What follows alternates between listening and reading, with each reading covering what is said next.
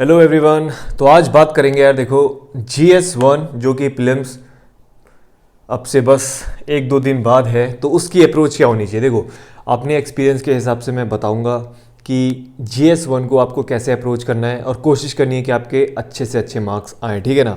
सीधे स्टार्ट करूंगा, ज़्यादा देरी नहीं करेंगे। देखो क्लियर कट बात ये है, GS1 की बात हो रही है जिसमें आपका हिस्ट्री, ज्योग्राफी वो सारी चीज़ आती है। सी सेट में इंक्लूड नहीं कर रहा हूँ, सी सेट का मैं अगला वीडियो बनाऊंगा, बट यहाँ पे बात आ रही है GS1 प्रीलिम्स, ठीक है ना, स्पेशली फॉर 2021, ठीक है ना। जो इस साल देंगे प्रीलिम्स, स्पेशली ये वीडियो उन लोगों के लिए है। और जो मॉक्स लगा रहे हैं, आप भी ये स्ट्रेटेजी फॉलो कर सकते हो, कोशिश करना, और इससे आपके मॉक्स में मार्क्स इंक्रीज डेफिनेटली होंगे। देखो सीधी सी बात, मेन एग्जाम की बात करते हैं, ठीक है ना। देखो क्लियर कट बात ये है कि भाई देखो टोटल होते हैं 100 क्वेश्चंस, ठीक है जी। 100 क्वेश्चंस होते हैं, इनको बेसिकली मैं 3 लेवल पे डिवाइड करता हूँ, ठीक है ना। 100 क्वेश्चंस में से आपको एक चीज़ ध्यान रखनी है। देखो सबसे पहली चीज़, इनमें से कम 40 क्वेश्चंस ऐसे होंगे, ठीक है ना, जो कि ईजी होते हैं। देखो ये स्ट्रेटजी उन लोगों के लिए वर्क करेगी जिसने साल भर अच्छे से पढ़ाई करी है, ठीक है ना।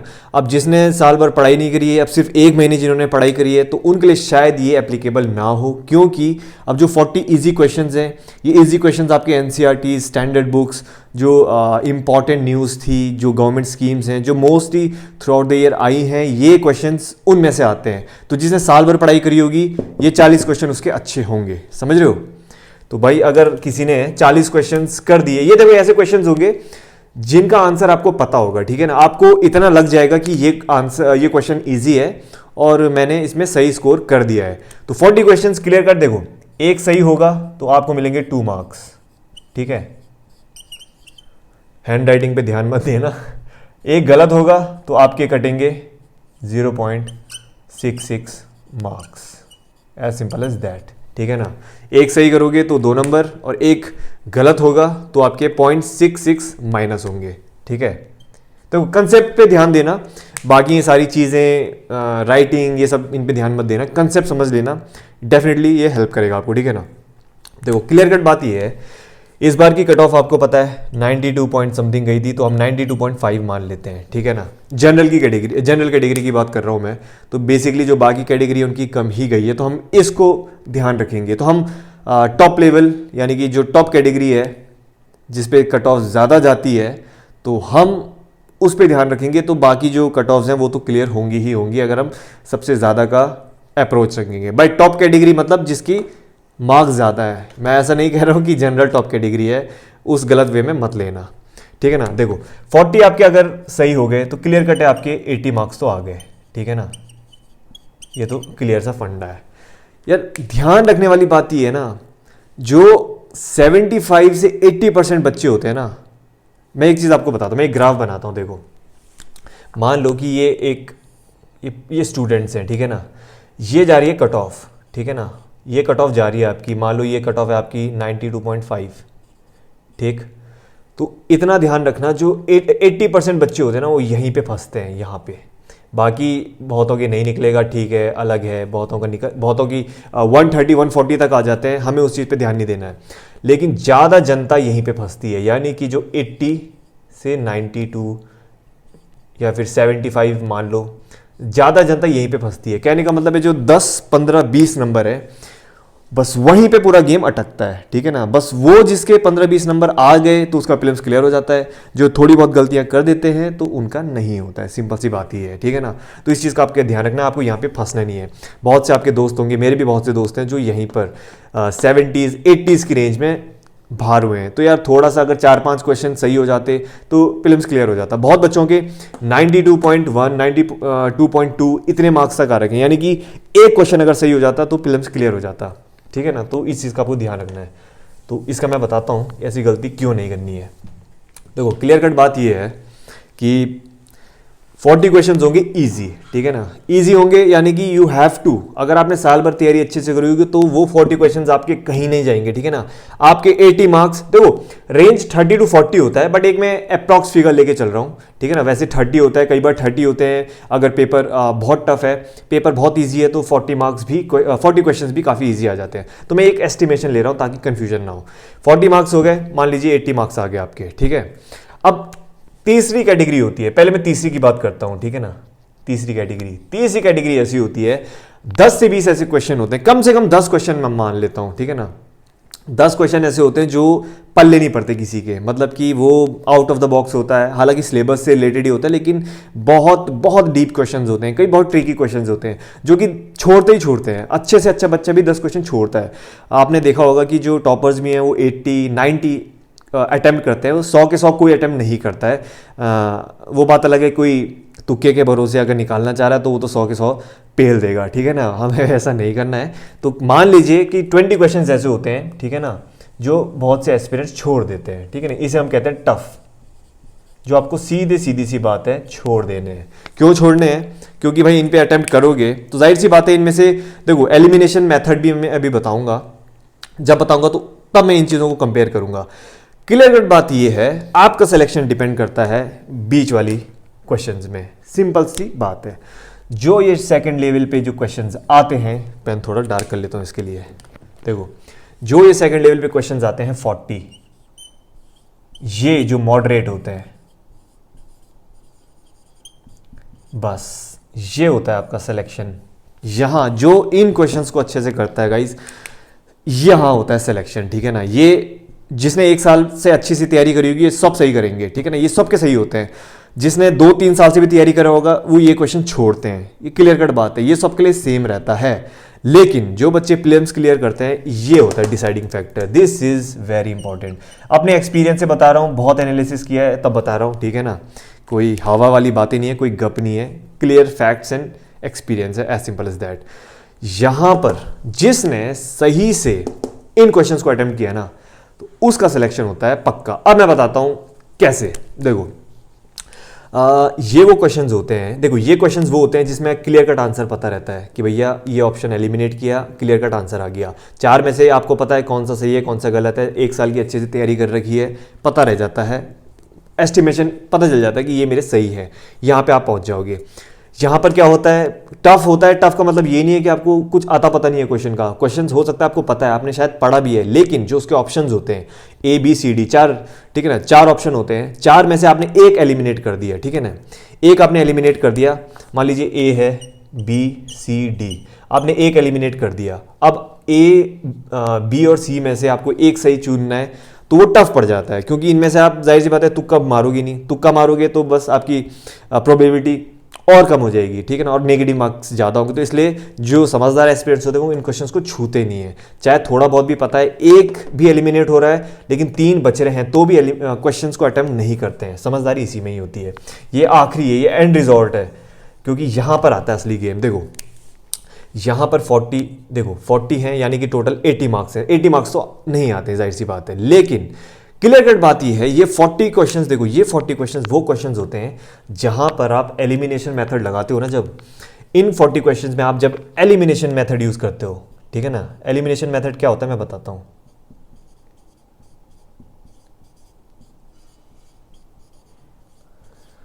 देखो इन क्वेश्चंस में लगता है एलिमिनेशन मेथड, ठीक है ना। सिंपल सी बात ये है, एलिमिनेशन बोले तो देखो आपके 4 ऑप्शन रहते हैं, ABCD, स्टेटमेंट होगी 1 2, ठीक है ना, 2 स्टेटमेंट होगी। जाहिर सी बात है कई में 2 स्टेटमेंट होती है, कई में 3 होगी, कई में 4 है, अलग अलग चीज है। एलिमिनेशन, ये क्वेश्चंस उन कैटेगरी में फॉल करते हैं जहां पे आपके 2 ऑप्शंस एलिमिनेट हो जाते हैं। क्लियर कट बात वही है, सिंपल सी बात है। यानी कि ये ऐसे क्वेश्चंस होते हैं जहां पर 2 ऑप्शंस आप इजीली एलिमिनेट कर दोगे। मान लीजिए 2 स्टेटमेंट दे रखी है आप, या 3-4 स्टेटमेंट दे रखी है, एक पता है आपको ये गलत है, ठीक है ना। इसके जो ऑप्शंस होंगे, मान लीजिए इसमें 3 ऑप्शन था, तो 3 यहां भी गलत हो गया, यहां भी गलत हो गया, 3 यहां पे नहीं है, जाहिर सी बात है A और D में आंसर होगा, ठीक है ना। ये शॉर्ट होगा आपको कि A और D में आंसर है। अब इसमें क्या होता है, देखो यहां पर अगर आप थोड़ा सा देखो मैथ्स लगाओगे ना, देखो यहां पर मैथ्स का भी थोड़ा बड़ा रोल होता है। देखो क्लियर कट बात ये है कि मान लीजिए 40 क्वेश्चन हैं, ठीक, 40 क्वेश्चन आपने किए, ठीक है ना, आपने सारे के सारे किए, इनमें से 20 सही हो गए और 20 गलत हो गए। जाहिर सी बात है, क्योंकि ये 40 क्वेश्चंस वो हैं जहां पे आपके मैक्सिमम 2 ऑप्शंस बचेंगे ही बचेंगे, ठीक है ना, 2 एलिमिनेट हो जाएंगे और 2 बचेंगे, ठीक है जी। 2 बचेंगे तो जाहिर सी बात है, जब 2 बचेंगे तो देखो समझने वाली बात ये है, अगर 2 ऑप्शन आपके बच रहे हैं तो प्रोबेबिलिटी क्या है उस क्वेश्चन को सही होने की, 50%। यानी कि अगर आप ऐसे 40 क्वेश्चंस करोगे तो जाहिर सी बात है ना, 20 सही होंगे और 20 गलत होंगे। अब यार एक चीज लगाओ, देखो 20 अगर सही होंगे तो आपके 40 मार्क्स आएंगे, ठीक है ना, लेकिन जाहिर सी बात है कि 20 गलत होंगे तो कितना है, एक का कितना है, एक गलत होगा तो 0.66, तो 10 गलत होंगे तो 6.6 प्लस 6.6, मान लीजिए 13 नंबर आपके कट गए।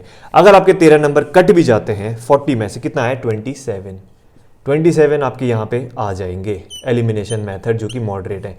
और अगर आपके 80 मार्क्स थे और आपके 80 प्लस कर दो, 80 जो आपने शॉर्ट सही किए थे और 27, तो 107 नंबर आएंगे और पिछले 3-4 साल की कट ऑफ यहां से इजीली क्लियर हो रही है। सिंपल सा फंडा ये है भैया, समझ रहे हो आप जो मैं कहना चाह रहा हूं। मैं सिंपल सी बात एक कह रहा हूं, देखो 100 क्वेश्चंस टोटल आते हैं, ठीक है ना, जिसमें से 3 तरह के लेवल होते हैं। कुछ क्वेश्चंस बहुत इजी होते हैं, लगभग 30 से 40 क्वेश्चन होते हैं जो बहुत इजी होते हैं, जिसमें आप 80 मार्क्स तो ला दोगे, लेकिन 80 मार्क्स से काम नहीं चलेगा, क्योंकि हमें लगभग 100-110 तक लाना पड़ेगा, क्योंकि कई बार कट ऑफ ज़्यादा भी जाती है कम भी जाती है। इस बार तो काफ़ी कम थी, वो अलग बात है, ठीक है ना। अब एक चीज़ आप देखो, कुछ होते हैं क्वेश्चन जो टफ होते हैं, ठीक है ना, जो टफ होते हैं भैया इनको तो छूना नहीं है, जिनके बारे में कुछ अता पता नहीं है, पल्ले ही नहीं पड़ रहा है, इसको तो सीधे कर दो एलिमिनेट, नहीं करना है तो नहीं करना है, तिकड़मबाजी नहीं चलेगी है वहाँ पे, ठीक है ना, तुक्के के भरोसे नहीं एग्जाम क्लियर करना है, अपने प्रॉपर एनालिसिस और जो प्रॉपर जो कैलकुलेटेड रिस्क होते हैं, कैलकुलेटेड जो अटेम्प्ट होते हैं, उनके बेसिस पे क्लियर करना है। तो बेसिकली 80 क्वेश्चंस, मैं समझता हूँ 80 questions is a good thing, ठीक है ना। 40 इजी है, अब 40 मॉडरेट है। ये मॉडरेट वो है जिसमें कि 2 ऑप्शंस आपके एलिमिनेट हो जाएंगे और 2 आपके बचेंगे। जाहिर सी बात है, अगर आपको 2 में से कुछ भी नहीं पता है, मैं ये कह रहा हूं कि अगर आपके पास 2 ऑप्शन बचते हैं, ठीक है ना, 40 ऐसे क्वेश्चन है जहां पे 2 ऑप्शन आपके पास बच रहे हैं कि 2 में से आंसर कोई भी हो सकता है, लेकिन आपको नहीं पता है कि सही आंसर कौन सा है। आंख बंद करके भी आप कोई भी टिक कर दोगे ना, आंख बंद करके इन 40 में, तो प्रोबेबिलिटी क्या कहती है, प्रोबेबिलिटी यही कहती है कि भैया 50% सही होंगे, है कि नहीं। 40 क्वेश्चन में से 20 सही होंगे और 20 गलत होंगे। 20 सही जो होंगे 40 मार्क्स आएंगे, और जो गलत होंगे 20, टोटल आपके 13 नंबर कटेंगे इन 40 में से, ठीक है जी, क्योंकि एक का है 0.66, तो 10 के कितने हो जाएंगे 6.6, और 20 के हो जाएंगे कितना 13 मान लो अप्रॉक्स फिगर में, तो बचा कितना 27 नंबर। 27 नंबर आप इसको जब इसे काट दोगे, 27 80 में से ऐड कर दो, जो 80 आपके यहाँ आए थे, तो 107 नंबर। क्लियर कट बात है, 107 नंबर की बात करें तो पिछले 2-3 सालों में तो 105 से ज़्यादा कट ऑफ ही नहीं किया है, फिर भी आप क्लियर कर रहे हो प्रीलिम्स, ठीक है ना। इससे ज़्यादा दिमाग नहीं लगाना है, तो इस हिसाब से आपको अपनी अप्रोच रखनी है। तो आई थिंक मुझे इतना समझ में आ गया होगा आपको कि कैसे प्रीलिम्स को टैकल करना है। एक मैं इंपॉर्टेंट चीज़ बताता हूँ, प्रीलिम्स का पेपर जब आप खोलोगे तो स्टार्टिंग में कई बार क्या होता है, सेट होते हैं, set A, set B, set C, set D. तो कई बार क्या होता है, कोई सेट में टफ क्वेश्चंस आ जाते हैं। मान लो आपको बी सेट मिला, जैसे मेरे को बी सेट मिला था एक बार एग्जाम में। स्टार्टिंग में हिस्ट्री के क्वेश्चंस थे, हर किसी को नहीं मिलते सेम सेट, किसी को देखो चीटिंग ना हो, इसे सेट डिफरेंट होते हैं। जैसे आपके आगे वाले को बी होगा, आपको सी मिलेगा, पीछे वाले को डी मिलेगा, तो आपकी जो पल्ली साइड है उसके पास ए होगा, इस साइड उसके पास सी होगा, तो चीटिंग का कोई स्कोप ना हो, इसलिए डिफरेंट सेट दिए जाते हैं, पेपर सेम ही होता है। अब आपको ध्यान ये रखना है, अगर आपके पास कोई ऐसा सेट फंस गया जिसमें कि क्वेश्चंस टफ दिख रहे हैं स्टार्टिंग में, तो पीछे से स्टार्ट करो। मेरे को जो सेट मिला था, मैंने हिस्ट्री का था, कोई हिस्ट्री के क्वेश्चंस थे, पहले के 6-7 मेरे समझ में नहीं आए, मैं नर्वस हो गया, तो मैं सीधे पीछे से स्टार्ट किया मैंने फिर, क्योंकि ज़्यादा टाइम वेस्ट करना नहीं है, 1-1 मिनट बहुत इंपॉर्टेंट होता है। तो लास्ट में आपका मेरा पॉलिटी और इकोनॉमी था, ठीक है, वो सेक्शंस ठीक है मेरे, तो मैंने वहाँ से पीछे से पूरा पेपर सॉल्व किया। और होता क्या, आधे स्टार्टिंग की जो 15-20 मिनट है, वहाँ पर अगर नर्वसनेस आपने थोड़ी सी डिक्रीज़ कर दी है, थोड़ा सा वहाँ पर कूल हो के एग्जाम दोगे ना स्टार्टिंग के 15-20 मिनट, तो यू विल बी रिलैक्स्ड। फिर एक बार अपने फॉर्म में आ जाओगे तो फिर पूरा पेपर, जो क्वेश्चन स्टार्टिंग में नहीं आता है वो बाद में भी इजीली सॉल्व हो जाता है, उसका आंसर क्लिक कर जाता है एंड पॉइंट पे। तो इस चीज़ का आपको ध्यान रखना है। तो ये मोस्टली ये देखो, ये ट्रिक उसी के लिए वर्क करेगी जिसने साल भर अच्छे से पढ़ा है, बाकी जिसने साल भर अच्छे से नहीं पढ़ा है तो उसके लिए वर्क नहीं करेगा, सिंपल सा फंडा है। क्यों?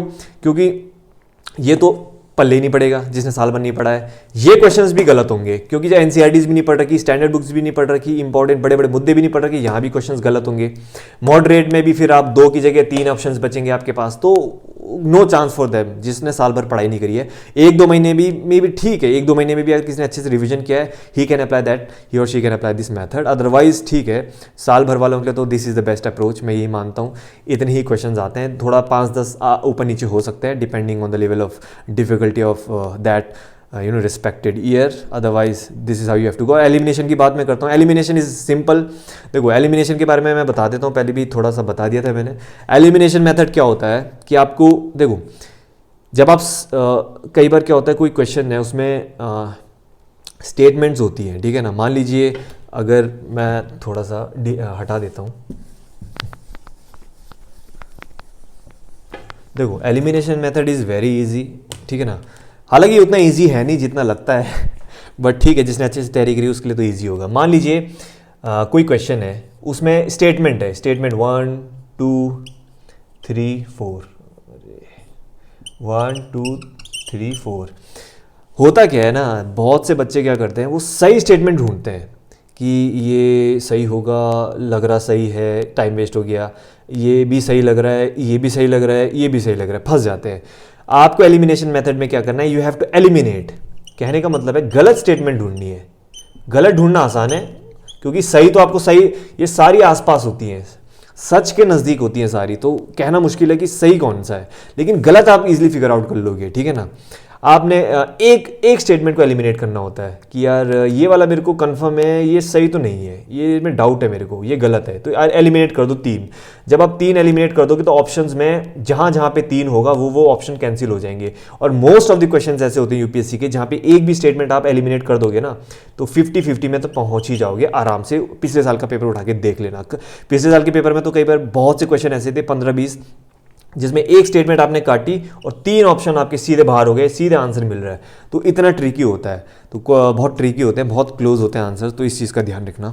ऐसे मैं और भी वीडियोस लाऊंगा, सीसेट के लिए भी मैं अगला वीडियो लाऊंगा। CSAT is very important. CSAT में तो सीसेट देखो, सीसेट में क्लियर कट होता है। सीसेट में कॉम्प्रिहेंशन को छोड़ के मैथ्स और रीजनिंग में क्लियर कट आपको पता चल जाएगा कि आपका क्लियर हो रहा है नहीं हो रहा है। तो अगला वीडियो सीसेट पे होगा, तो do tell me whether you like this video और नॉट।